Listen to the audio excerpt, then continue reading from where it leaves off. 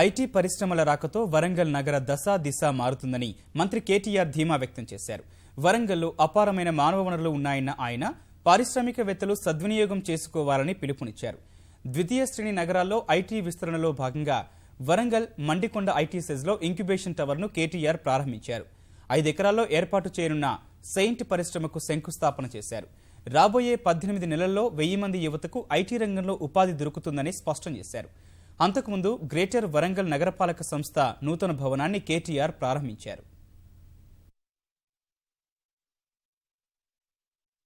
Education hub గా ఇప్పటికే ఒక ఎన్ఐటి, అదే రకంగా ఒక కేఎంసి, 16 ఇంజనీరింగ్ కళాశాలలు, పెద్ద మొత్తంలో ఇక్కడ విద్యార్థులు, మానవ వనరులు అపారంగా ఉన్న నగరం వరంగల్ నగరం.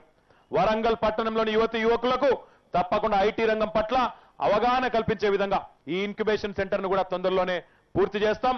అదే రకంగా వరంగల్లో ఉన్న ఎన్ఐటి ఏదైతే ఉన్నదో అందులో కూడా ఒక ఇంక్యుబేషన్ సెంటర్ కు తెలంగాణ ప్రభుత్వం కూడా మద్దతు ఇవ్వబోతా ఉన్నది.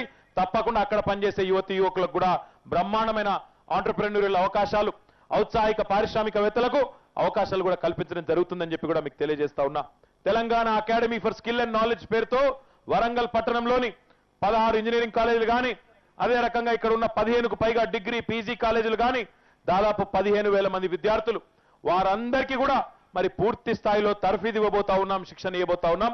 ఇక్కడ ఉన్న ఈ 50 ఎకరాల క్యాంపస్ ఏదైతే ఉన్నదో అందులో ఈరోజు సైంట్ సంస్థ ఒక 5 ఎకరాలు తీసుకుంది. వారికి నేను విజ్ఞప్తి చేస్తా ఉన్నాను, మీరు గనక మీ ఉద్యోగులకు ఇక్కడే దగ్గరలోనే హౌసింగ్ ఏర్పాటు చేయాలనుకుంటే దానికోసం కూడా ప్రభుత్వం సిద్ధంగా ఉంది.